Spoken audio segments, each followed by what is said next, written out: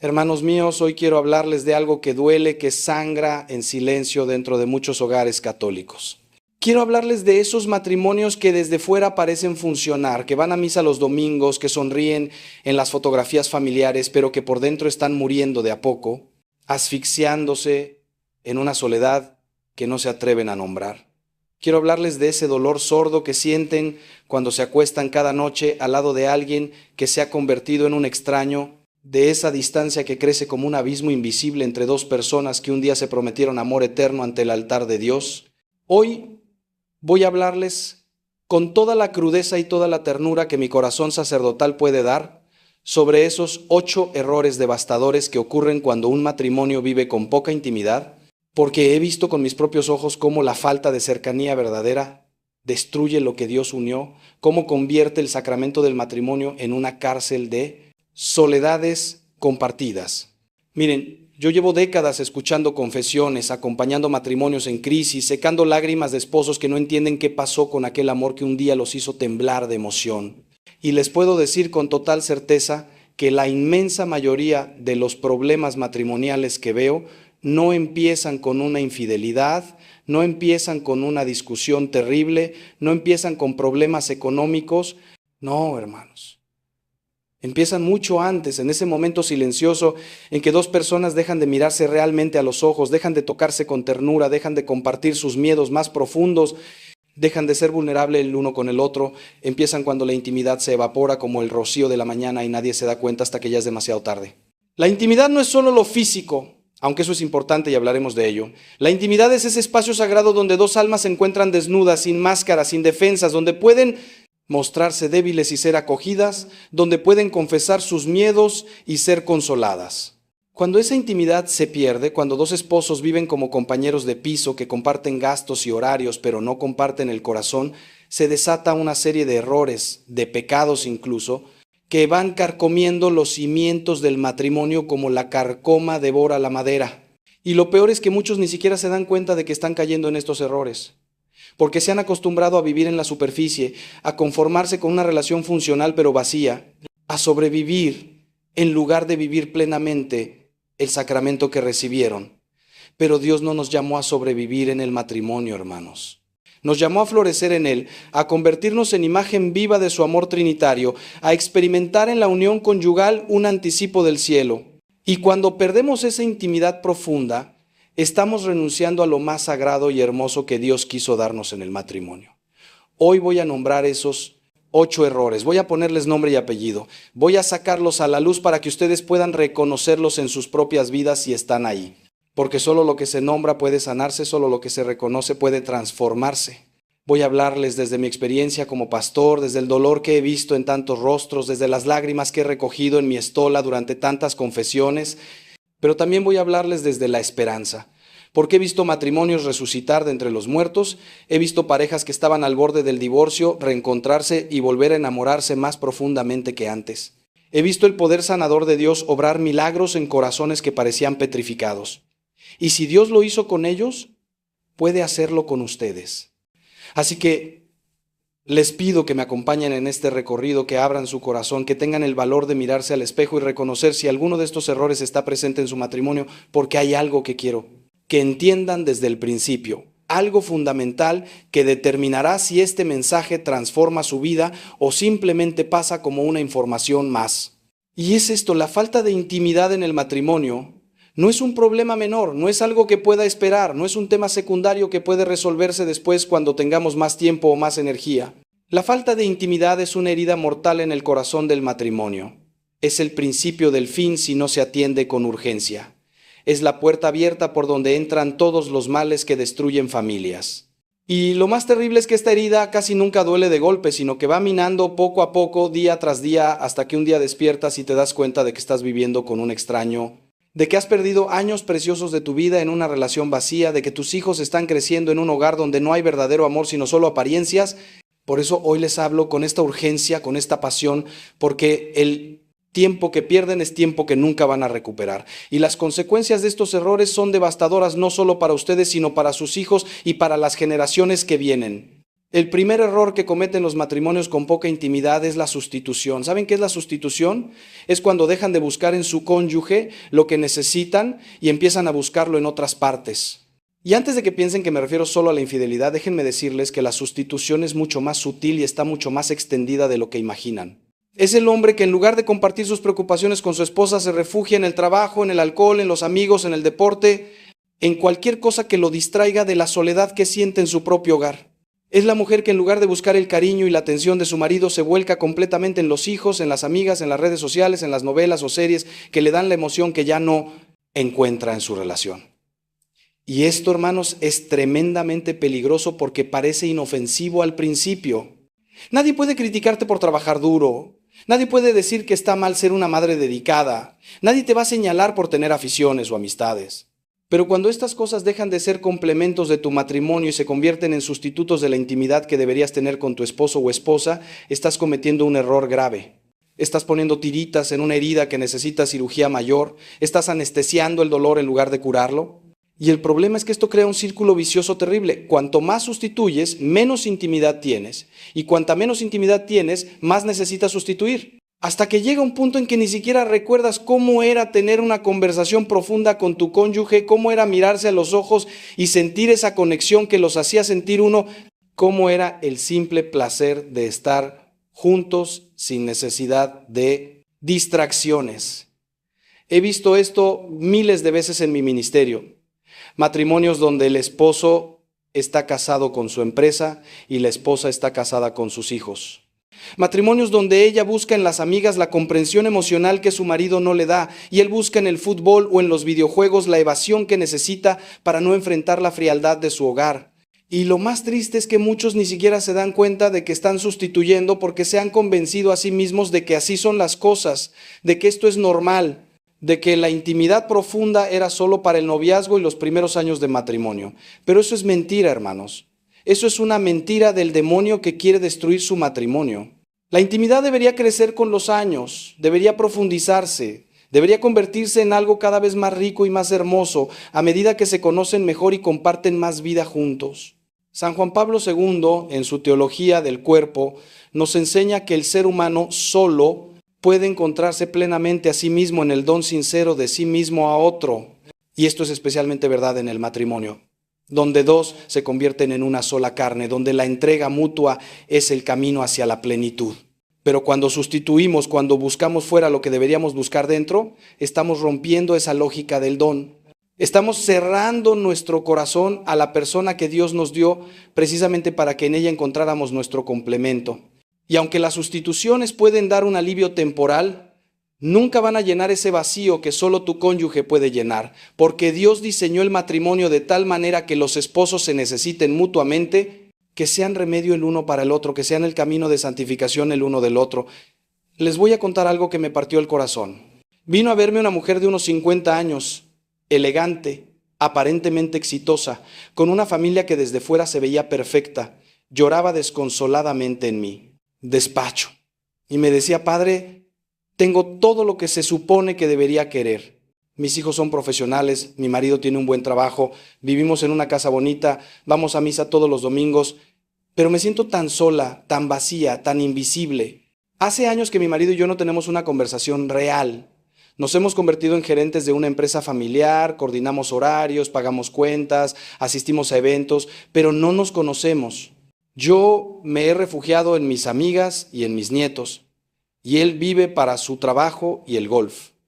Y ahora me doy cuenta de que hemos desperdiciado 20 años de matrimonio, 20 años en los que podríamos haber sido felices de verdad, en los que podríamos haber construido algo hermoso, pero solo construimos una fachada perfecta con un interior completamente hueco. ¿Entienden la tragedia de esto, hermanos? No dejen que les pase lo mismo. El segundo error es la normalización de la distancia. Y esto es particularmente insidioso porque ocurre de manera tan gradual que no nos damos cuenta hasta que es demasiado tarde. Al principio, cuando empiezan a distanciarse, sienten la incomodidad, sienten que algo no está bien. Pero si no lo atienden, si no lo corrigen, si dejan pasar los días y las semanas y los meses, llega un momento en que la distancia se convierte en lo normal, en lo habitual, en lo que conocen. Y entonces ya ni siquiera les duele porque se han acostumbrado a vivir así. Es como cuando alguien vive al lado de las vías del tren. Al principio no puede dormir con el ruido, pero después de un tiempo ni siquiera lo escucha. Así pasa con la distancia emocional en el matrimonio. Al principio duele, incomoda, preocupa, pero si no se hace nada al respecto, el corazón se acostumbra y deja de doler. Y ahí es cuando realmente están en peligro, porque cuando normalizas la distancia, cuando aceptas como inevitable que tú y tu cónyuge sean como dos islas separadas que coexisten pero no se tocan, has renunciado a lo que Dios quiso para tu matrimonio. Has bajado la bandera blanca. Has aceptado la derrota sin pelear. Has decidido conformarte con las migajas cuando Dios te ofreció un banquete. Y lo más trágico es que muchas veces racionalizan esta normalización con excusas que suenan razonables. Es que ya llevamos muchos años juntos y es normal que se apague la pasión. Es que con el trabajo y los niños no queda tiempo para romanticismos. Es que así son todos los matrimonios después de cierto tiempo. Es que somos muy diferentes y ya aceptamos nuestras diferencias. Pero hermanos, escúchenme bien, no es normal vivir como extraños bajo el mismo techo. No es normal no poder hablar de lo que realmente sienten. No es normal acostarse cada noche sin un beso, sin una caricia, sin una palabra de cariño. No es normal pasar semanas sin tener una conversación que vaya más allá de la logística familiar. No es normal mirarse y no sentir nada. Eso no es normal, eso es la muerte del matrimonio, aunque el certificado de defunción todavía no esté firmado. Y cuando lo normalizan, cuando lo aceptan, están eligiendo vivir en un desierto cuando Dios les está ofreciendo un jardín. Están eligiendo la mediocridad cuando Dios les está llamando a la plenitud. Están eligiendo sobrevivir cuando Dios les está invitando a vivir abundantemente. El Cantar de los Cantares nos muestra la pasión con la que Dios quiso que los esposos se amaran. Ponme como sello sobre tu corazón, como sello sobre tu brazo, porque fuerte es el amor como la muerte. Fuerte como la muerte, hermanos. Así de intenso, así de poderoso, así de total debería ser el amor matrimonial. No tibio, no rutinario, no conformista. Y cuando normalizamos la distancia, estamos traicionando ese diseño divino, estamos contentándonos con una caricatura del matrimonio en lugar de vivir su verdad plena. La distancia nunca debería ser normal en un matrimonio cristiano, nunca debería ser aceptable, nunca. Debería ser vista como inevitable. Cada metro de distancia entre los esposos es un metro que el demonio ha ganado en su batalla por destruir la familia. He conocido matrimonios que llevan 10, 20, 30 años viviendo en esta distancia normalizada. Se tratan con cortesía, con respeto incluso, pero no hay fuego, no hay pasión, no hay verdadera intimidad. Son como dos compañeros de trabajo que comparten oficina, que coordinan proyectos, que dividen responsabilidades, pero que cuando termina el día cada uno se va por su lado sin realmente extrañar al otro. Y cuando les pregunto cómo están, me dicen, bien padre, no nos peleamos, nos llevamos bien, todo tranquilo. Pero esa tranquilidad es la tranquilidad del cementerio, no la paz de Dios. Es la calma de lo que ya murió, no la serenidad de lo que está vivo y floreciendo. Y lo más doloroso es ver cómo esa distancia afecta a los hijos, que crecen pensando que así es el matrimonio, que así es el amor, y luego reproducen ese mismo patrón en sus propias relaciones. Pero ¿saben qué es lo que más me preocupa de todo esto? Que están tan cerca del abismo y ni siquiera lo ven. Porque cuando normalizas la distancia, cuando te acostumbras a vivir sin verdadera intimidad, estás a solo un paso de algo mucho peor. Estás a solo un paso de que alguno de los dos busque esa intimidad fuera del matrimonio. Estás a solo un paso de que llegue alguien que sí los mire a los ojos, que sí los escuche de verdad, que sí les haga sentir vivos otra vez. Y entonces viene la tentación, viene la caída, viene la infidelidad, que destruye todo. Y ahí es cuando vienen a verme llorando, preguntándose cómo pasó, cómo llegaron a ese punto. Y yo tengo que decirles la dura verdad. Llegaron ahí porque normalizaron la distancia durante años, porque se fueron durmiendo poco a poco hasta que el matrimonio entró en coma. La infidelidad casi nunca es el problema, hermanos, es el síntoma de un problema mucho más profundo que venía gestándose hace mucho tiempo. El tercer error es el olvido del lenguaje del cuerpo. Y aquí tengo que hablarles de algo que la cultura moderna ha distorsionado terriblemente, pero que la iglesia entiende en su belleza y profundidad original. La intimidad física en el matrimonio. Muchos católicos, por una falsa modestia o por una educación incompleta, creen que hablar de la sexualidad matrimonial es algo impropio, algo vergonzoso, algo que no debería mencionarse. Pero hermanos, Dios creó la sexualidad, Dios la bendijo en el matrimonio, Dios la hizo sagrada. El cuerpo tiene un lenguaje que ninguna palabra puede reemplazar, un lenguaje de entrega total, de donación mutua, de comunión profunda. Y cuando ese lenguaje se olvida, cuando los esposos dejan de hablarlo, algo fundamental se pierde en el matrimonio. La intimidad física no es un extra opcional en el matrimonio. No es algo secundario que puede descuidarse sin consecuencias.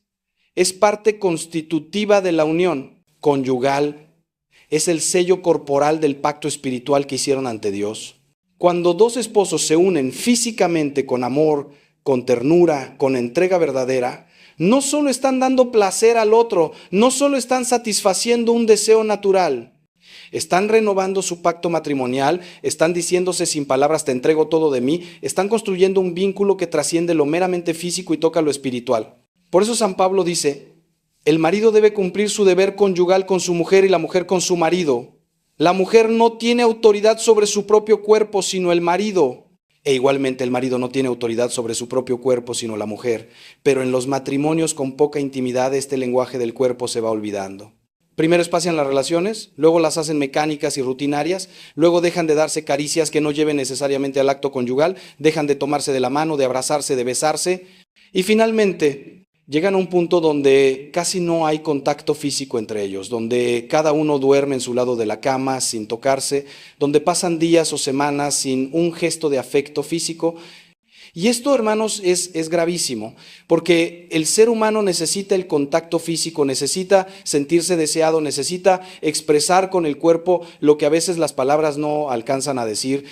Cuando esto falta, se crea una herida profunda en el corazón, una sensación de rechazo, de no ser suficiente, de no ser atractivo para la persona que prometió amarte hasta la muerte. He escuchado confesiones de hombres que lloran porque sus esposas ya no quieren tener intimidad con ellos, que sienten que son un fastidio, una obligación desagradable. He escuchado a mujeres que me dicen con voz quebrada que hace meses o años que sus maridos no las tocan, que no las miran con deseo, que se sienten feas, viejas, invisibles, y en ambos casos veo el mismo dolor. El dolor de la soledad en medio del matrimonio, el dolor de tener un cuerpo que no es acogido por el otro, el dolor de no poder expresar con la totalidad de su ser el amor que todavía sienten o que quisieran sentir. Y muchas veces descubro que este olvido del lenguaje del cuerpo viene de heridas más profundas, de una educación represiva que les hizo creer que el sexo era sucio, de experiencias negativas del pasado, de complejos sobre el propio cuerpo, de cansancio crónico, de resentimientos no resueltos, pero también he visto matrimonios donde se ha recuperado este lenguaje y han vuelto a florecer. Parejas que después de años de sequedad han vuelto a descubrir la belleza de la intimidad física, que han aprendido a comunicarse con sus cuerpos, que han entendido que darse al otro físicamente es una forma de oración, una forma de decir sí al diseño de Dios para el matrimonio. La teología del cuerpo que nos enseñó San Juan Pablo II es revolucionaria en este sentido. Nos muestra que nuestros cuerpos no son instrumentos para usar, sino dones para entregar. Que la sexualidad no es algo de lo que avergonzarse, sino algo que celebrar en el contexto del amor conyugal fiel y abierto a la vida. Cuando recuperan este entendimiento, cuando vuelven a hablarse con el lenguaje del cuerpo, muchas otras cosas se sanan también en el matrimonio. El cuarto error es la acumulación de resentimientos no expresados. Y esto, hermanos, es como un veneno que va matando el amor lentamente. En los matrimonios con poca intimidad, las personas dejan de comunicar lo que realmente sienten, lo que les duele, lo que necesitan. Y esas emociones no desaparecen simplemente porque no las expresen, no se evaporan mágicamente. No, se quedan dentro, se acumulan, se fermentan, se convierten en resentimiento. Cada pequeña herida que no se sana, cada decepción que no se comparte, cada expectativa frustrada que se guarda en silencio, es una gota más en el vaso que eventualmente se desbordará. Y lo terrible es que muchas veces ni siquiera son cosas grandes, sino pequeñeces del día a día que al acumularse se vuelven enormes. Es el marido que nunca ayuda con las tareas de la casa y la esposa que va tragándose su frustración día tras día hasta que le tiene resentimiento por todo lo que hace o deja de hacer. Es la esposa que siempre critica o menosprecia y el marido que va construyendo un muro emocional alrededor de su corazón para protegerse. Es uno de los dos que prometió cambiar algo pero nunca lo hace y el otro que deja de creer en las promesas. es la falta de detalles, la ausencia de palabras de afirmación, el olvido de fechas importantes, la falta de atención cuando el otro habla. Son mil y una cosas pequeñas que cuando no se hablan, cuando no se procesan juntos, cuando no se perdonan y se sueltan, se van apilando como ladrillos en un muro que termina separándolos completamente. Y lo peor es que el resentimiento es engañoso porque te hace sentir justificado. Te convences a ti mismo de que tienes razón en estar molesto, de que el otro realmente es culpable, de que mereces ese enojo que guardas. Pero hermanos, escuchen esto con atención, el resentimiento nunca está justificado, nunca es un lugar donde puedan habitar como cristianos. El resentimiento es incompatible con el amor, porque el amor no lleva cuentas del mal, como dice San Pablo. El amor perdona 70 veces 7, el amor cubre multitud de pecados, el amor no se regocija con la injusticia, sino que todo lo excusa, todo lo cree, todo lo espera, todo lo soporta. Cuando acumulan resentimientos, cuando llevan cuentas mentales de todo lo que el otro hizo mal y todo lo que ustedes aguantaron, han dejado de amar y han empezado a convertirse en jueces que condenan. He visto matrimonios donde después de 20 o 30 años uno de los esposos todavía saca a relucir cosas que el otro hizo décadas atrás, heridas que nunca se sanaron porque nunca se hablaron realmente, nunca se perdonaron de corazón, nunca se soltaron. Y es terrible ver cómo viven atados a ese pasado, incapaces de disfrutar el presente, porque están constantemente reviviendo viejas heridas, constantemente buscando evidencia de que el otro no ha cambiado, constantemente esperando el momento para decir, ¿ves? Sabía que volverías a hacer lo mismo. Y en esa dinámica no hay espacio para la intimidad, no hay espacio para la vulnerabilidad, no hay espacio para el encuentro genuino. Porque todo está contaminado por las cuentas pendientes, por los rencores guardados, por las venganzas sutiles que uno le cobra al otro. La única manera de romper este ciclo mortal es aprender a hablar, aprender a expresar las heridas cuando todavía están frescas, antes de que se infecten y se vuelvan resentimiento. Y aprender también a perdonar de verdad, no ese perdón de labios que dice, te perdono, pero sigue guardando el agravio en el corazón, sino el perdón que imita a Cristo, que borra el pecado y no lo recuerda más. Jesús desde la cruz dijo, Padre, perdónalos porque no saben lo que hacen. No dijo, Padre, haz que paguen por esto. No dijo, Padre, acuérdate de esto cuando los juzgues. Los perdonó completamente, los excusó completamente. Y esa es la medida del perdón que deberíamos tener en el matrimonio. Cuando uno de los esposos se equivoca, cuando hiere al otro, necesita encontrar no un juez que lo condene y lleve cuentas, sino un corazón misericordioso que lo perdona y le da la oportunidad de empezar de nuevo. Ahora quiero que se pregunten algo con toda honestidad. ¿Qué resentimientos están acumulando ustedes? ¿Qué cuentas están llevando mentalmente de lo que su cónyuge ha hecho mal? ¿Qué heridas del pasado siguen sin sanar porque nunca las hablaron realmente? Porque si no las sacan a la luz, si no las procesan con humildad y amor, si no las perdonan de corazón, esos resentimientos van a seguir envenenando su matrimonio hasta que no quede nada vivo en él. Y créanme, he visto demasiados matrimonios morir de esta muerte lenta y dolorosa. El quinto error es la pérdida de la comunicación profunda. Y aquí tengo que hacerles una distinción importante, porque muchos esposos me dicen, pero padre, nosotros sí hablamos todos los días, y cuando les pregunto de qué hablan me dicen, de los niños, del trabajo, de las cuentas que hay que pagar, de la agenda de la semana, de lo que hay que hacer en la casa, y yo les digo, eso no es comunicación profunda. Eso es coordinación logística. Están hablando como socios de una empresa familiar, como compañeros de equipo que organizan estrategias, pero no están comunicándose como esposos, no están compartiendo sus almas. La comunicación profunda es otra cosa completamente diferente. Es hablar de lo que sienten, de lo que temen, de lo que sueñan, de lo que les duele, de lo que les hace felices, de sus dudas de fe, de sus luchas espirituales, de sus vulnerabilidades más íntimas. Es poder decirle a tu esposo o esposa, hoy me sentí fracasado en el trabajo y tengo miedo de no ser suficiente. O me siento sola aunque estés a mi lado y no sé cómo decírtelo sin que te enojes. O extraño la conexión que teníamos antes y me pregunto si todavía me amas como antes. O estoy luchando con una tentación y necesito que ores por mí. Esa es comunicación profunda, hermanos. Esa es la intimidad emocional y espiritual que hace que dos personas realmente se conozcan, realmente se encuentren, realmente se conviertan en uno. Pero en los matrimonios con poca intimidad, este tipo de conversaciones han desaparecido hace tiempo. Se han vuelto expertos en hablar de todo lo externo, de todo lo superficial, de todo lo seguro, pero han perdido la capacidad o el valor de hablar de lo que realmente importa. Y esto sucede por varias razones. A veces es miedo al rechazo. Si le muestro mi debilidad, si le confieso mis inseguridades, va a pensar menos de mí, me va a ver como alguien débil. Otras veces es porque ya intentaron comunicarse profundamente en el pasado y fueron minimizados, juzgados o ridiculizados y aprendieron que era más seguro mantener las cosas superficiales. Otras veces es simple pereza, porque la comunicación profunda requiere tiempo, requiere energía, requiere estar presente de verdad y no solo físicamente.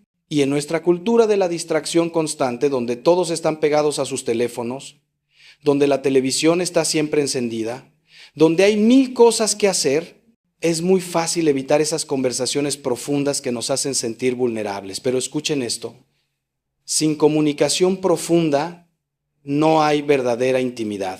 Punto. Pueden vivir juntos 50 años, pueden criar hijos juntos, pueden construir un patrimonio juntos, pero si no se comunican profundamente, si no comparten lo que realmente son en su interior, son dos extraños que coexisten pero no se conocen. Y esto es una tragedia porque el matrimonio es el lugar donde deberían poder ser completamente ustedes mismos, donde deberían poder quitarse todas las máscaras que usan en el mundo y ser acogidos en su verdad más desnuda. Es el lugar donde sus debilidades deberían encontrar compasión, donde sus miedos deberían encontrar consuelo, donde sus sueños deberían encontrar apoyo. Pero cuando pierden la comunicación profunda, todo eso se pierde también. Los proverbios nos dicen, en el corazón del hombre hay muchos proyectos, pero solo se realiza el designio del Señor. Y parte de ese designio del Señor para el matrimonio es que los esposos sean compañeros no solo de camino, sino de alma, que se ayuden mutuamente a discernir los proyectos del corazón, a distinguir lo que viene de Dios de lo que viene del ego, a crecer en santidad juntos.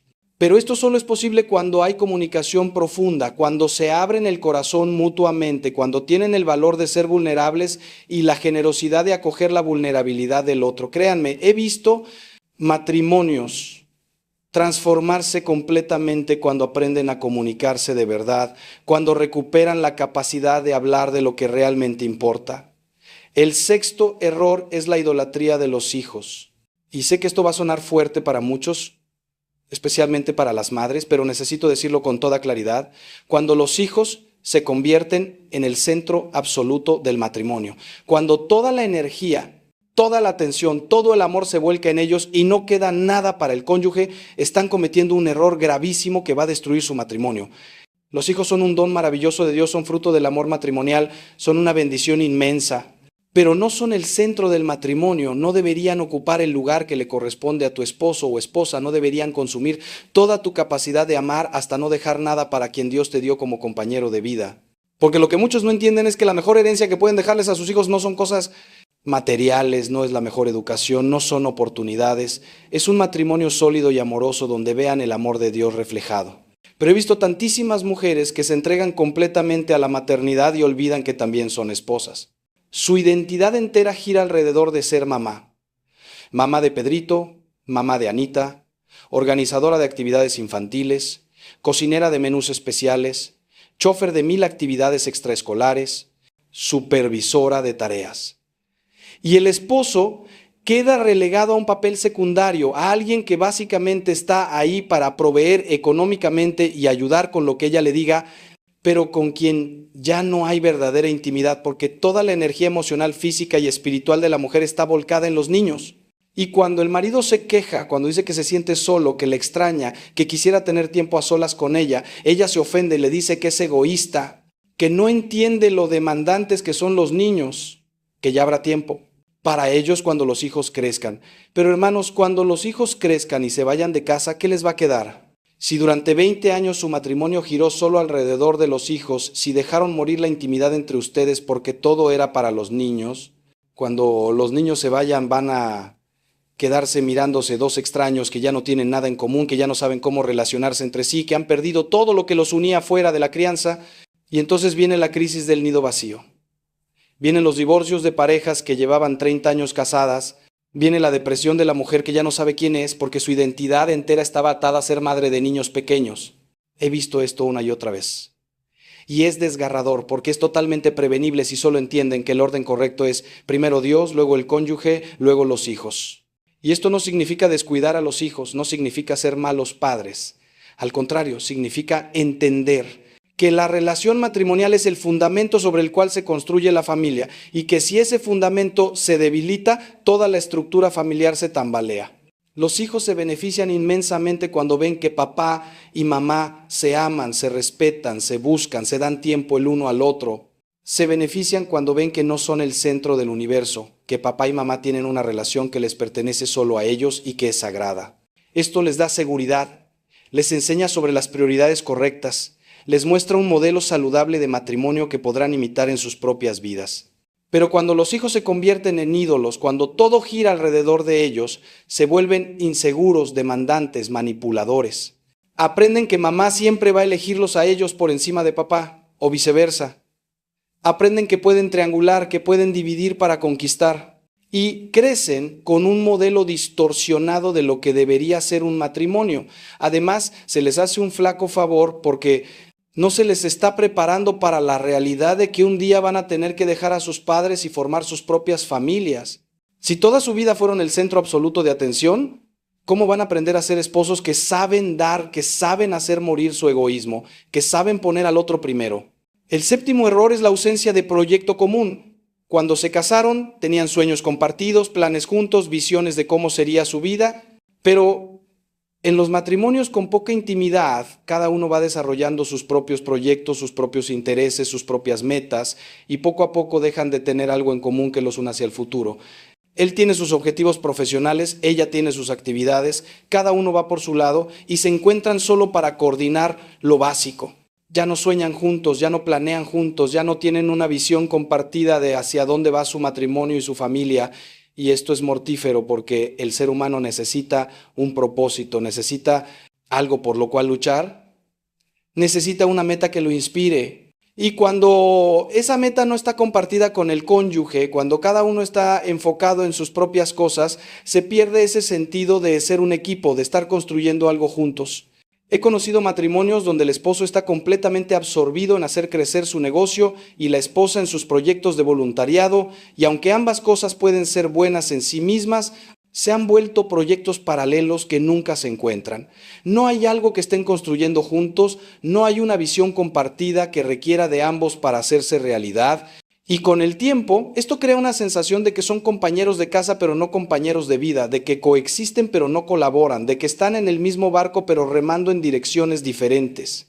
Y lo más triste es que muchas veces ni siquiera saben cuáles son los sueños del otro, porque hace tanto que no tienen ese tipo de conversaciones, porque hace tanto que no se sientan a hablar de qué quieres para tu vida, qué sueñas, hacia dónde te sientes llamado. La ausencia de proyecto común también se manifiesta espiritualmente.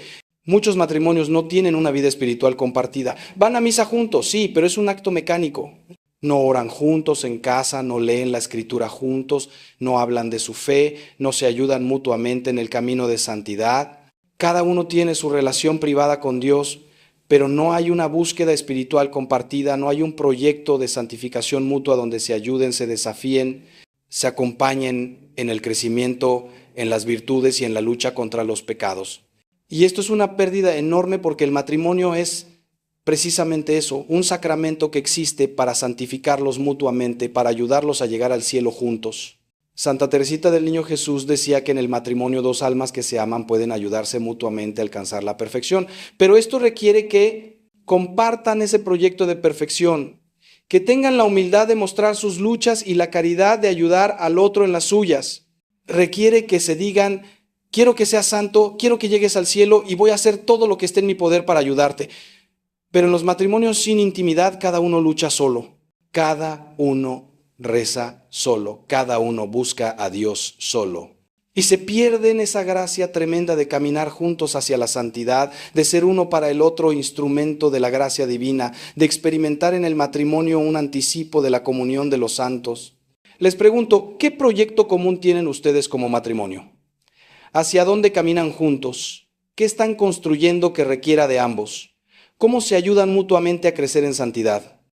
Si no tienen respuestas claras para estas preguntas, si se dan cuenta de que cada uno va por su lado, es hora de detenerse y volver a soñar juntos, volver a planear juntos, volver a construir una visión compartida de lo que Dios quiere para su matrimonio. Porque sin eso, Están simplemente dejando que los días pasen hasta que la muerte los separe, pero no están realmente viviendo el matrimonio como Dios lo diseñó. El octavo error es la desconexión espiritual. Y este es quizás el más grave de todos, porque cuando pierden la conexión espiritual con su cónyuge, cuando ya no oran juntos, cuando ya no se ayudan mutuamente a acercarse a Dios, cuando la fe deja de ser algo que comparten profundamente, están cortando el cordón que sostiene todo lo demás. Porque escúchenme bien, el matrimonio no es fundamentalmente una institución social. No es básicamente un contrato legal. No es primordialmente una conveniencia económica. El matrimonio es un sacramento, es un misterio sagrado, donde Dios mismo está presente, donde la gracia de Dios fluye para sostenerlos, sanarlos, fortalecerlos. Pero cuando se desconectan espiritualmente, cuando dejan de invocar esa gracia juntos, cuando cada uno busca a Dios por su cuenta sin incluir al otro, están privándose de la fuerza sobrenatural que necesitan para que su matrimonio no solo sobreviva, sino florezca. He visto matrimonios que rezan cada uno por su lado, que van a misa, pero no comparten después lo que Dios les habló en la liturgia, que tienen sus propias devociones, pero nunca rezan juntos un rosario o una oración de la noche. Y cuando les pregunto por qué, me dan excusas, es que nos da vergüenza, es que no sabemos cómo empezar, es que somos muy diferentes espiritualmente. Pero hermanos, si hay algo de lo que deberían avergonzarse es de no rezar juntos, porque la familia que reza unida permanece unida. Cuando dos esposos se arrodillan juntos ante Dios, cuando juntos presentan sus necesidades, sus agradecimientos, sus hijos, su matrimonio ante el Señor, algo poderoso sucede. ¿Se recuerdan que no están solos en esto? ¿Que hay alguien más grande que está con ellos? ¿Que su matrimonio no depende solo de su esfuerzo humano, sino de la gracia divina? La desconexión espiritual también se ve en que no se ayudan mutuamente en las luchas contra el pecado. Si el esposo está luchando con la pornografía, con la ira, con la avaricia, no se lo dice a su esposa porque le da vergüenza, porque teme ser juzgado. Y la esposa que está luchando con la envidia, con el chisme, con el rencor, tampoco lo comparte con su marido. Y entonces cada uno pelea solo batallas espirituales que podrían ganar juntos, cada uno cae y se levanta en secreto cuando podrían apoyarse mutuamente. Y esto es absurdo, hermanos, porque Dios les dio el uno al otro precisamente para eso, para ser compañeros en el combate espiritual, para fortalecerse mutuamente contra las tentaciones del demonio. Santiago nos dice, confiésense los pecados unos a otros y oren unos por otros para que sean sanados. La oración del justo tiene mucho poder. ¿Cuándo fue la última vez que se confesaron sus luchas espirituales mutuamente? No hablo de ir a confesarse con el sacerdote, que por supuesto deben hacer regularmente. Hablo de esa intimidad espiritual donde pueden decirse, estoy luchando con esto, necesito que ores por mí, necesito que me ayudes a crecer en esta virtud. Porque cuando hay esa transparencia espiritual, cuando no hay secretos en el área más importante de sus vidas, que es su relación con Dios, se crea un vínculo que nada puede romper. Se convierten verdaderamente en uno, no solo en carne, sino en espíritu. Y la desconexión espiritual tiene consecuencias terribles porque cuando no buscan juntos a Dios, cuando no dejan que el Espíritu Santo sea el alma de su matrimonio, están tratando de construir su relación solo con fuerzas humanas. Y las fuerzas humanas no son suficientes, hermanos. No son suficientes para perdonar 70 veces 7, no son suficientes para amar cuando el otro es difícil de amar, no son suficientes para mantener vivo el fuego del amor durante décadas. Solo la gracia de Dios es suficiente para eso. Solo cuando dejan que Cristo sea el centro de su matrimonio, cuando lo invitan a estar presente en cada aspecto de su relación, cuando buscan su voluntad juntos en oración, solo entonces tienen lo que necesitan para que su matrimonio sea todo lo que Dios soñó que fuera. Ahora, después de hablar de estos 8 errores devastadores que ocurren cuando hay poca intimidad en el matrimonio, quiero que reflexionen honestamente sobre su propia situación. ¿Cuántos de estos errores están presentes en su matrimonio? ¿Están sustituyendo la intimidad con otras cosas? ¿Han normalizado la distancia? ¿Han olvidado el lenguaje del cuerpo? ¿Están acumulando resentimientos? ¿Han perdido la comunicación profunda? ¿Han idolatrado a los hijos? ¿Les falta un proyecto común? ¿Están desconectados espiritualmente? Sean honestos consigo mismos, porque el primer paso para sanar es reconocer que hay un problema. No pueden curar una herida que niegan que existe. No pueden arreglar algo que insisten que está bien cuando claramente no lo está. Y quiero que sepan algo, no están solos en esto. La inmensa mayoría de los matrimonios pasan por temporadas de poca intimidad, por crisis donde la distancia se instala y parece que ya no hay salida, pero hay esperanza, hermanos. Siempre hay esperanza cuando está Dios de por medio. He visto matrimonios al borde del divorcio reconciliarse y volver a enamorarse. He visto parejas que no se hablaban hace meses volver a comunicarse profundamente. He visto esposos que ya no se tocaban redescubrir la belleza de la intimidad física. He visto el poder de la gracia de Dios obrar milagros en relaciones que parecían muertas. Y si Dios lo hizo con ellos, puede hacerlo con ustedes. No importa cuánto tiempo lleven en esta situación, no importa qué tan profunda sea la herida, no importa cuántos de estos errores estén cometiendo, Dios puede sanar, Dios puede restaurar, Dios puede hacer nuevas todas las cosas, pero necesitan hacer su parte. Necesitan tener el valor de enfrentar la verdad de su situación, de dejar de fingir que todo está bien cuando no lo está.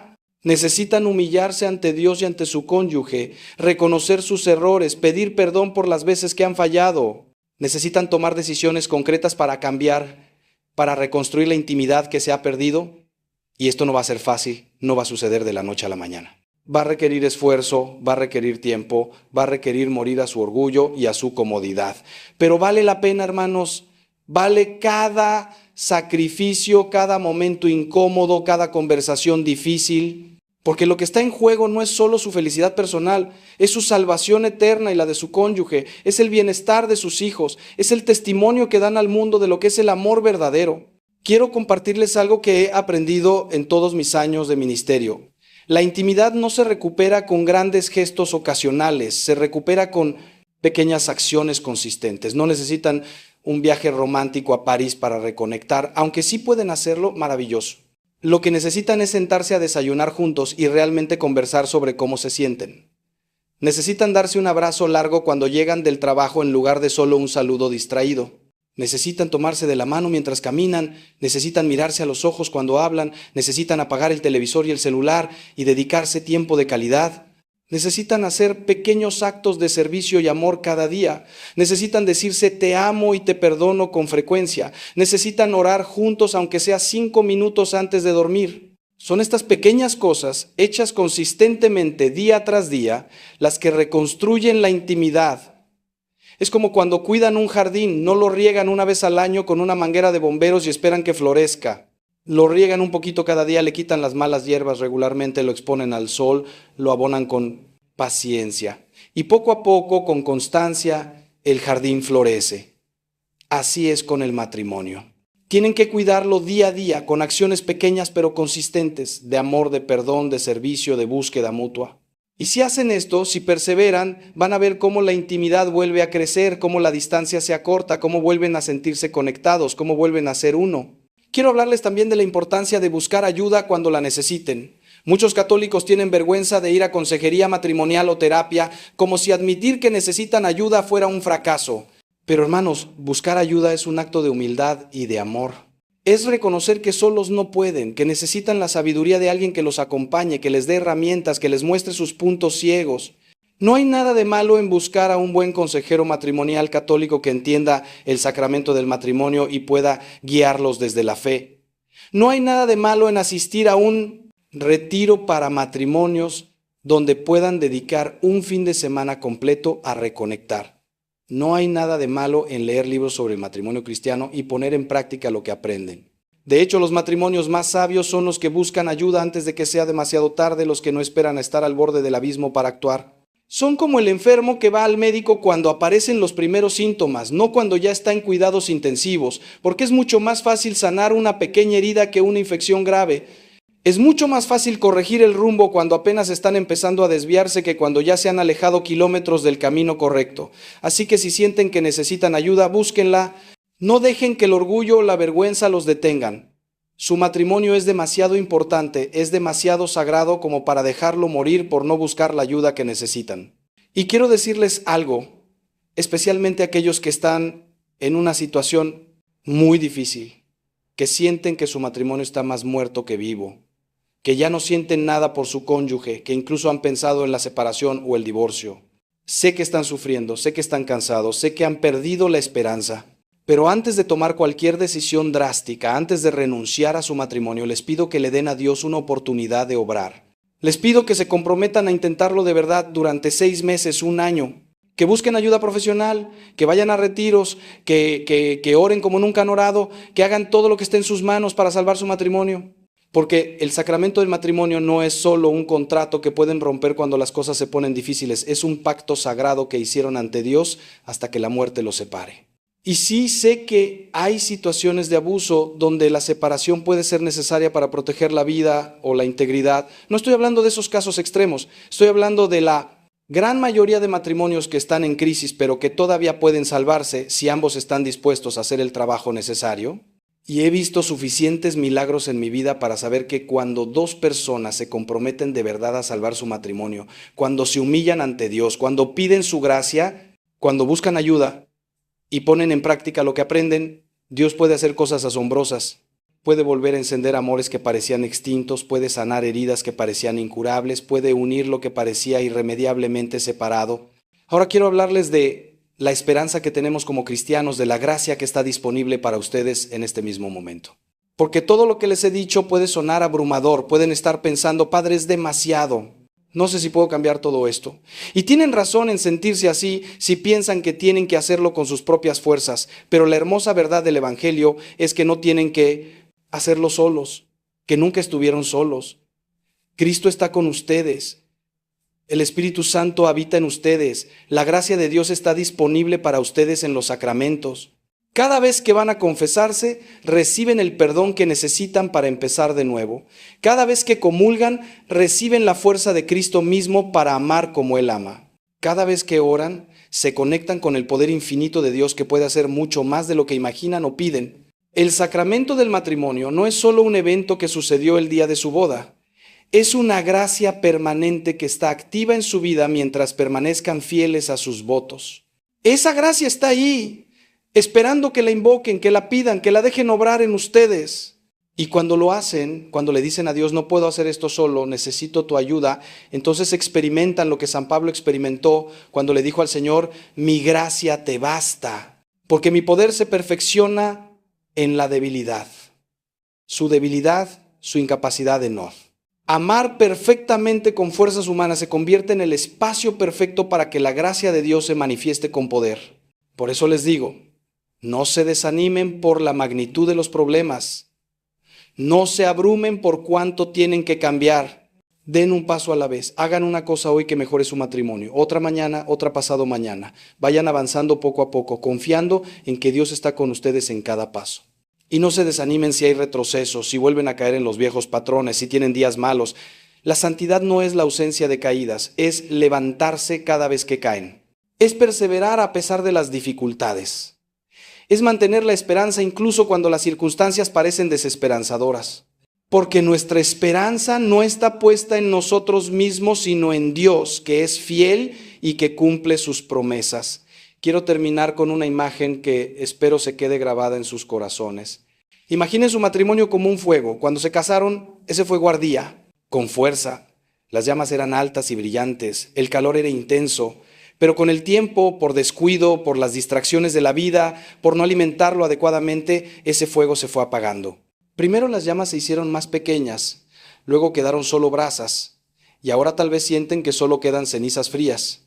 Pero hermanos, mientras haya, aunque sea una pequeña brasa, aunque sea un mínimo calor, ese fuego puede revivir. Solo necesitan soplar sobre esa brasa con el aliento del Espíritu Santo, añadir la leña de su esfuerzo y su compromiso, protegerlo del viento de las distracciones y tentaciones. Y poco a poco, con paciencia y constancia, el fuego volverá a arder.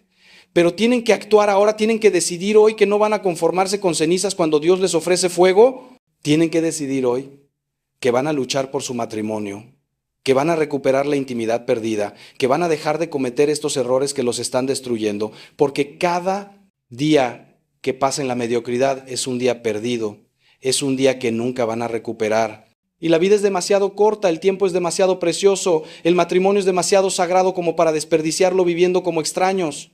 Dios los llamó a algo mucho más grande, mucho más hermoso, mucho más pleno. Y ese llamado sigue vigente, sigue esperando su respuesta, sigue invitándolos a la plenitud. Antes de continuar con el camino de sanación y esperanza, necesito hablarles de algo que muchos prefieren evitar, pero que es absolutamente crucial para su libertad. la necesidad de romper las ataduras espirituales que se forman en las relaciones íntimas. Hermanos, la Biblia nos enseña que cuando dos personas se unen físicamente se convierten en una sola carne. Esto no es solo poesía, es una realidad espiritual profunda. Cada vez que nos entregamos sexualmente a alguien, creamos un vínculo espiritual con esa persona, una conexión que va más allá de lo físico y emocional. Y cuando esa relación termina, especialmente si fue una relación que no estaba bendecida por el sacramento del matrimonio, esas ataduras quedan como cadenas invisibles que nos mantienen ligados al pasado. He conocido a personas que llevan años separadas de sus exparejas, que incluso ya están en nuevas relaciones o matrimonios, pero que siguen experimentando pensamientos intrusivos sobre esa persona del pasado, sueños recurrentes, una incapacidad inexplicable de avanzar completamente. Y cuando profundizamos, descubrimos que nunca rompieron apropiadamente esas ataduras espirituales. Es como tratar de correr una carrera con cadenas en los tobillos. Puedes moverte, pero nunca con la libertad completa que Dios quiere para ti. Por eso es tan importante, cuando terminan una relación, especialmente una donde hubo intimidad sexual, buscar liberación espiritual mediante la oración, el sacramento de la reconciliación y, en algunos casos, oraciones específicas de renuncia y liberación que un sacerdote puede guiarlos a hacer. San Pablo nos advierte en su primera carta a los Corintios: huid de la fornicación. Cualquier otro pecado que el hombre cometa está fuera del cuerpo, mas el que fornica contra su propio cuerpo peca. ¿Por qué es el pecado sexual diferente? Porque involucra nuestro cuerpo de una manera que otros pecados no lo hacen, porque crea vínculos que otros pecados no crean, porque tiene consecuencias espirituales que perduran mucho después de que el acto físico ha terminado. Y necesitamos tomar en serio estas consecuencias si queremos experimentar verdadera libertad. No podemos simplemente decidir olvidar y seguir adelante. Necesitamos la gracia sacramental. Necesitamos el poder de la sangre de Cristo para romper esas cadenas. Cuando vengan a confesarse, cuando busquen sanación de una relación pasada, sean completamente honestos sobre la naturaleza de esa relación. No minimicen los pecados sexuales. No los omitan por vergüenza. El confesionario es un hospital para pecadores, no un museo para santos. El sacerdote no está ahí para juzgarlos, sino para mediar el perdón y la sanación de Cristo. Y parte de esa sanación incluye oraciones específicas para romper ataduras del alma, para renunciar a votos o compromisos que hicieron fuera del contexto apropiado, para limpiar su espíritu de influencias que esa persona pasada pueda haber dejado en ustedes. Es un proceso de liberación espiritual que es tan importante como la sanación emocional. También quiero hablarles sobre algo que veo con creciente frecuencia: el uso de las redes sociales y la tecnología en las relaciones, y cómo estas herramientas, que pueden ser útiles, se han convertido en instrumentos de destrucción para muchas parejas. Hermanos, vivimos en una era donde podemos estar constantemente conectados con cualquier persona en el mundo, y esta conexión constante ha creado tentaciones y problemas que generaciones anteriores nunca enfrentaron. He visto relaciones destruidas por mensajes inapropiados, por coqueteos en redes sociales, por pornografía accesible con un solo clic, por la obsesión enfermiza de revisar el teléfono de la pareja, por comparar constantemente la propia relación con las imágenes perfectas pero falsas que otros proyectan en Instagram o Facebook. Si están en una relación o cuando entren en una futura, necesitan establecer límites saludables con la tecnología. Esto significa no mantener conversaciones emocionales o íntimas con personas del sexo opuesto que no sean su pareja. Significa no buscar validación o atención de extraños en línea. Significa ser completamente transparentes con su pareja sobre sus interacciones digitales. Significa, si es necesario, darle a su pareja acceso a sus dispositivos porque no tiene nada que ocultar. Y significa limitar el tiempo en redes sociales para poder invertir en conexión real, cara a cara, con las personas que realmente importan en su vida. La tecnología debería ser una herramienta que sirve a sus relaciones, no un amo que las domina y las destruye. He visto el daño devastador que la pornografía ha causado en innumerables relaciones y matrimonios. Hombres que ya no pueden conectarse íntimamente con sus esposas porque sus mentes han sido entrenadas por imágenes degradantes. Mujeres que se sienten inadecuadas, no deseadas, traicionadas porque sus esposos prefieren una pantalla a su presencia. Y lo más trágico es que muchos cristianos que nunca se involucrarían en adulterio físico piensan que ver pornografía es un pecado menor, una debilidad inofensiva. Pero Jesús fue claro, cualquiera que mira a una mujer para codiciarla ya adulteró con ella en su corazón. La pornografía es adulterio del corazón, es infidelidad virtual, es traición espiritual. Y destruye relaciones tan efectivamente como la infidelidad física. Si luchan con la pornografía, por favor, busquen ayuda ahora. No esperen hasta estar en una relación o matrimonio. No piensen que van a poder dejarlo cuando conozcan a la persona correcta. Eso es una mentira del enemigo. Las adicciones no desaparecen mágicamente cuando cambian las circunstancias externas. Tienen que ser enfrentadas, combatidas, vencidas con ayuda de Dios y frecuentemente también con ayuda profesional. Hay programas cristianos excelentes para liberación de pornografía, grupos de responsabilidad, consejeros especializados. Usen estos recursos, porque si entran en una relación o matrimonio con esta adicción activa, están destinando esa relación al sufrimiento desde el comienzo. Y la persona que eventualmente amen merece la totalidad de su corazón, no las obras después de que hayan dado lo mejor de sí a imágenes en una pantalla. Ahora quiero dirigirme específicamente a aquellos que están considerando la convivencia antes del matrimonio o que ya están conviviendo. Sé que esta práctica se ha normalizado tremendamente en nuestra sociedad. Sé que muchos la ven como un paso lógico, como una manera de probar si son compatibles antes de hacer el compromiso permanente del matrimonio. Sé que muchos cristianos bien intencionados han caído en esto, racionalizándolo de diversas maneras, pero necesito decirles la verdad con claridad. La convivencia antes del matrimonio está en contra de la enseñanza de la iglesia. Está en contra de la voluntad de Dios revelada en su palabra. Y estadísticamente, en lugar de fortalecer las probabilidades de un matrimonio exitoso, las debilita significativamente. Los estudios muestran consistentemente que las parejas que conviven antes del matrimonio tienen tasas más altas de divorcio, niveles más bajos de satisfacción matrimonial y mayor incidencia de infidelidad que aquellas que esperaron hasta el matrimonio. ¿Por qué? Porque la convivencia es fundamentalmente una declaración de quiero los beneficios del matrimonio sin hacer el compromiso del matrimonio. Quiero probar esto, pero con una puerta de salida fácil. Es construir una relación sobre la base de la desconfianza y la falta de compromiso, y esa base débil inevitablemente afecta todo lo que se construye sobre ella.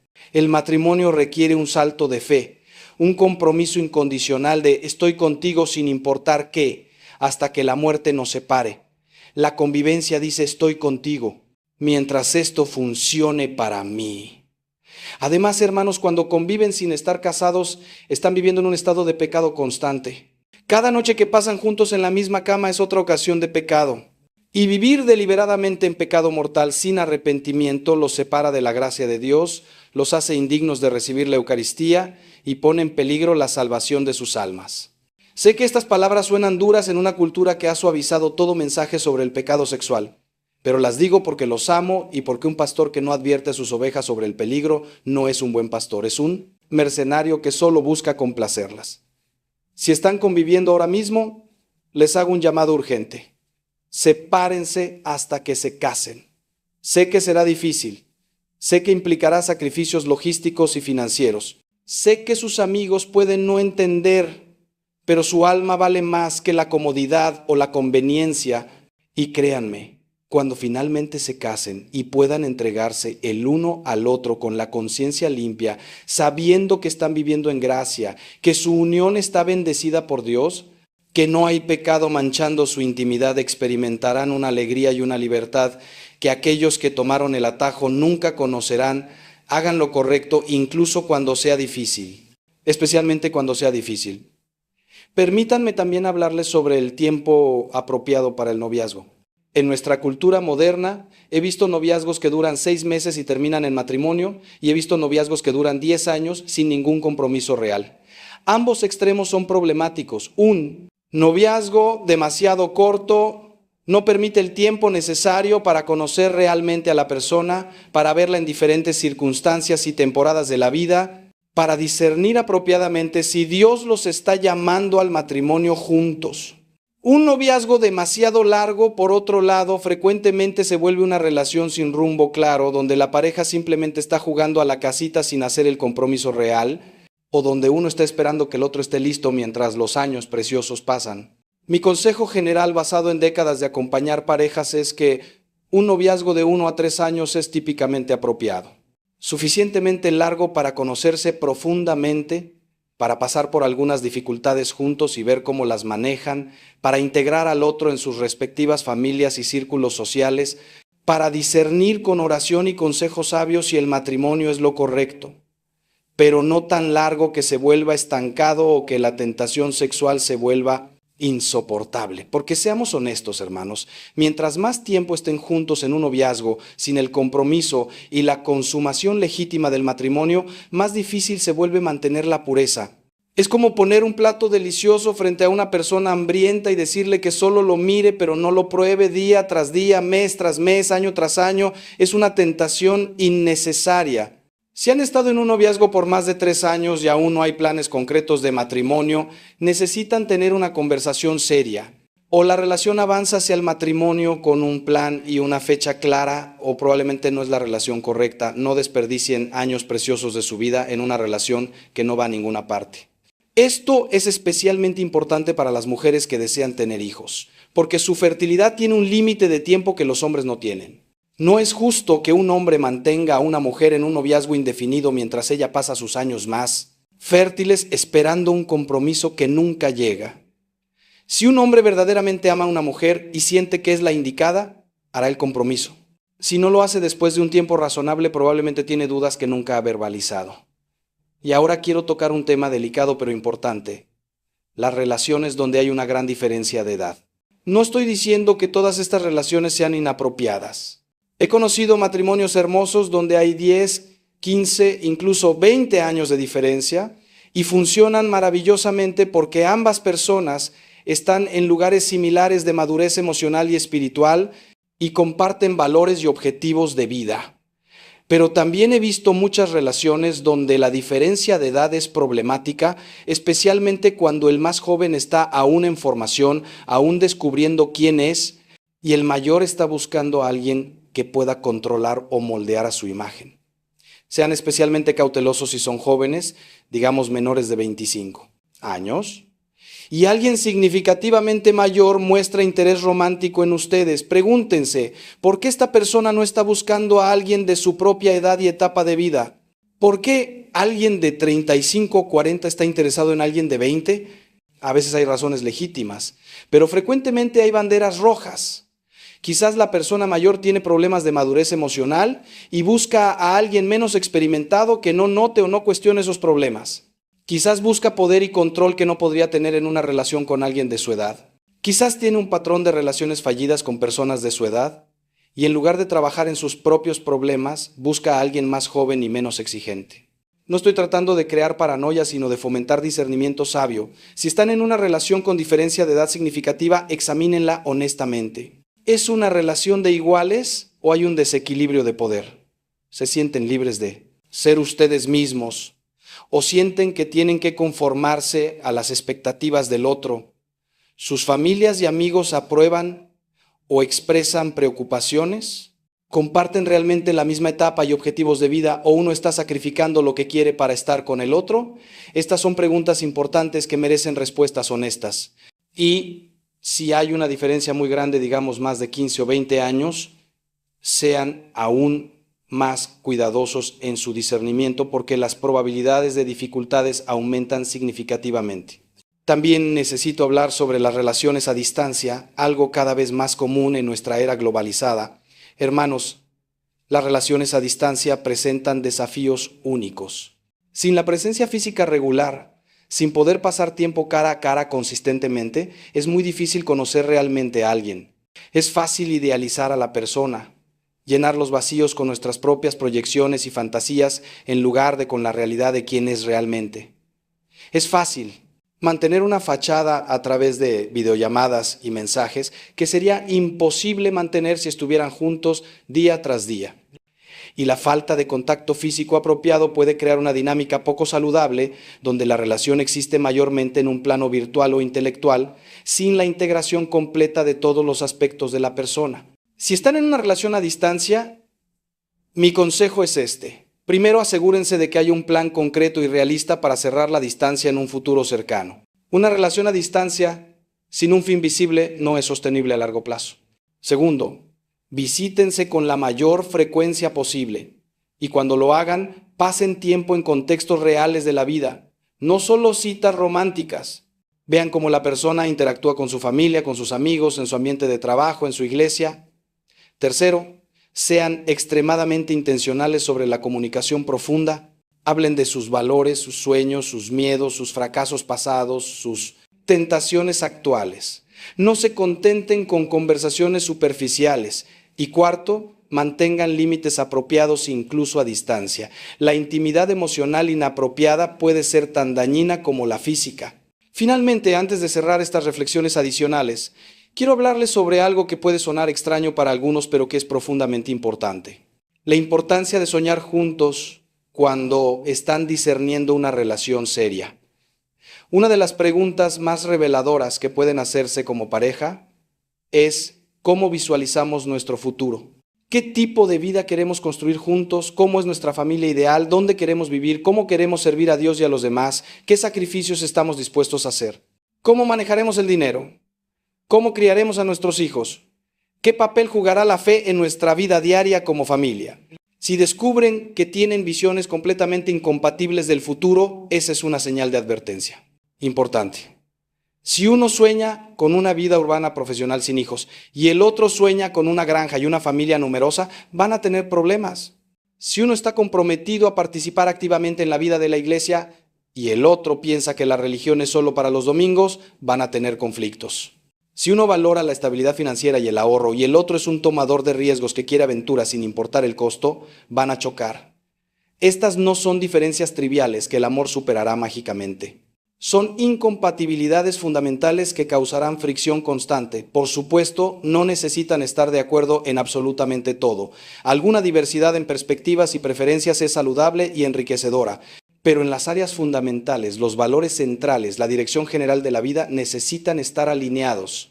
Necesitan estar remando en la misma dirección, no tirando en direcciones opuestas. Y la única manera de descubrir si están alineados es teniendo estas conversaciones profundas antes de hacer un compromiso permanente. No supongan, no asuman que todo se resolverá después del matrimonio. No ignoren las diferencias esperando que desaparezcan. Hablen de ellas abierta y honestamente ahora y si descubren que son irreconciliables, tengan el valor de reconocerlo antes de ir más lejos. Mis queridos hermanos, llegamos al final de esta reflexión, pero espero que sea solo el comienzo de una transformación en sus matrimonios. Los he confrontado con 8 errores duros, 8 realidades dolorosas que muchos están viviendo. Pero lo he hecho no para condenarlos, sino para liberarlos, no para hacerlos sentir mal, sino para despertarlos, no para quitarles esperanza, sino para mostrarles que hay un camino mejor. Porque los amo con el amor de Cristo, porque me duele ver matrimonios destruirse cuando podrían florecer, porque sé por experiencia que cuando un matrimonio sana, toda una familia sana, toda una comunidad se beneficia. Así que les pido, les ruego, les suplico, no dejen que este mensaje sea solo una información más que escucharon y olvidaron. Permitan que toque su corazón, que mueva su voluntad, que transforme su vida. Hoy mismo, cuando terminen de escuchar esto, busquen a su cónyuge, mírenlo a los ojos y tengan el valor de decirle, necesitamos hablar, necesitamos cambiar, necesitamos recuperar lo que hemos perdido. Será incómodo, será difícil, pero será el primer paso hacia la sanación. Y si su cónyuge no está dispuesto todavía, no importa, empiecen ustedes. Empiecen a cambiar, empiecen a amar mejor, empiecen a orar, empiecen a ser el esposo o la esposa que Dios los llamó a ser. Porque a veces uno solo que cambie es suficiente para transformar toda la dinámica del matrimonio. Y si este mensaje les ha tocado el corazón, si sienten que Dios les ha hablado a través de estas palabras, los invito a compartirlo con otros matrimonios que conocen y que puedan estar pasando por lo mismo. Porque todos necesitamos recordatorios de lo que realmente importa, todos necesitamos ser desafiados a amar mejor, todos necesitamos escuchar que hay esperanza incluso cuando todo parece perdido. Compartan este video con ese amigo cuyo matrimonio está en problemas, con esa hermana que se está conformando con la mediocridad, con ese familiar que necesita escuchar que puede empezar de nuevo. Y suscríbanse a este canal, activen la campanita para que sigan recibiendo mensajes que fortalezcan su fe, que los desafíen a crecer, que les recuerden las verdades eternas en medio de un mundo que cambia constantemente. Recuerden, su matrimonio no es un accidente, no es solo un contrato social, no es simplemente una conveniencia. Es un sacramento sagrado, es un camino de santidad, es un anticipo del cielo, es el reflejo del amor de Cristo por su iglesia. Y cuando lo viven en plenitud, cuando tienen verdadera intimidad en todos los niveles, cuando evitan estos errores que destruyen y abrazan las virtudes que construyen, su matrimonio se convierte en un testimonio poderoso del amor de Dios, en un faro de esperanza para otros, en un instrumento de gracia que transforma no solo sus vidas, sino las vidas de todos los que los rodean. Que Dios los bendiga abundantemente, que la Virgen María interceda por sus matrimonios, que San José les enseñe a ser esposos fieles y amorosos, y que el Espíritu Santo encienda en sus corazones el fuego del amor verdadero que nunca se apaga. Vayan en paz, vayan con esperanza, vayan con la certeza de que Dios está con ustedes y que con Él todas las cosas son posibles. Los llevo en mi oración, los acompaño con mi bendición sacerdotal y espero que muy pronto puedan testimoniar cómo Dios obró un milagro en su matrimonio. Hasta la próxima, hermanos. Que el amor de Dios reine siempre en sus hogares.